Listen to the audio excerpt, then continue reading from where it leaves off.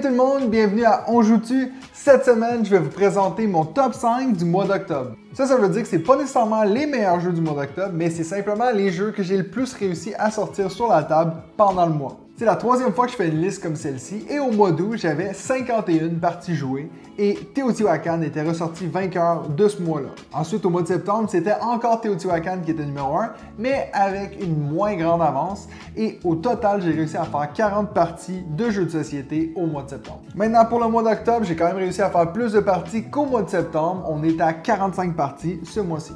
Maintenant, la grande question est-ce que Teotihuacan sera encore au sommet ou est-ce qu'un autre jeu va l'avoir dépassé dans ma salle jeu? En cinquième position avec 4 parties jouées, dont une en solo, Dino Oblivion.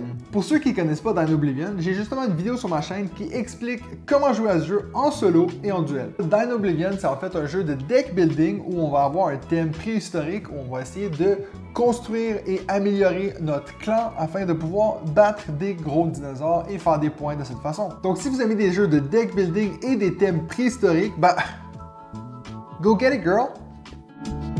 En quatrième position, on a un jeu que j'ai réussi à faire 5 parties ce mois-ci. Un des plus beaux jeux que j'ai dans ma collection, Parks. Maintenant, je pense que tout le monde qui a réussi à jouer une partie de Parks peut être d'accord avec moi que c'est un magnifique jeu. Dans Parks, on va tenter de faire plusieurs actions différentes afin de maximiser notre possibilité de visite de parc. Et puis plus on visite des parcs, plus on va faire de points.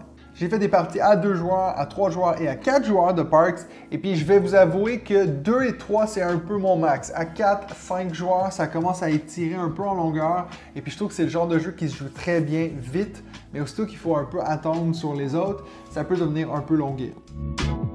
En troisième position, avec seulement 6 parties jouées ce mois-ci, Teotihuacan! Ben oui, le mois d'octobre verra la fin du règne de Teotihuacan au sommet. Donc on est passé de 14 parties de Teotihuacan au mois d'août à 8 parties au mois de septembre et puis maintenant on est à 6 parties. Donc ça descend à chaque mois et ça veut pas du tout dire qu'on stand de ce jeu, c'est juste que justement moi avec ma chaîne, il faut que je regarde un peu des nouveaux jeux, je peux pas tout le temps rester stické sur Teotihuacan. Pour ceux qui m'ont pas déjà entendu expliquer 14 fois ce jeu parce que je l'adore, dans Teotihuacan, on va essayer de construire notre cité des Incas à travers différentes actions autour d'un plateau de jeu qui vont soit consister à construire une pyramide, soit la décorer, soit prendre des ressources. Donc, il y a plein de façons de faire des actions à chaque tour et c'est un jeu qui va très vite malgré le fait que c'est un jeu qui peut être long. Tu vois, on nous dit ici sur la boîte 90 à 120 minutes. Donc, c'est un jeu qui peut paraître long, mais en actualité, quand on joue,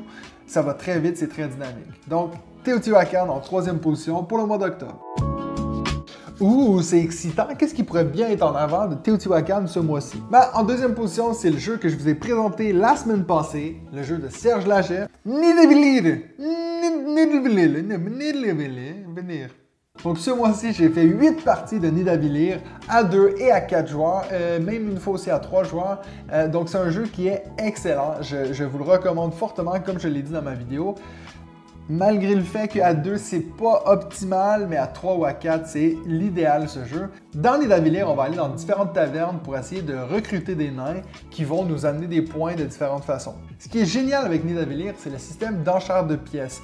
Pendant la partie, on va justement maximiser notre valeur de pièces pour qu'on puisse faire des meilleures enchères afin de choisir les cartes en premier. Donc c'est un système de drafting de pièces que moi j'ai jamais vu dans d'autres jeux de société et puis je trouve ça génial. Donc Nidavellir, 8 parties de jouer au mois d'octobre. Nous voilà maintenant en première position, donc le jeu que j'ai le plus joué au mois d'octobre avec 21 parties jouées. Je ne peux plus me passer de ce jeu. Très futé, ou comme ma copine l'appelle, le futé malin. Donc dans Très futé, c'est un simple jeu de dés où on va essayer de prendre les dés de différentes couleurs pour faire des points de différentes façons.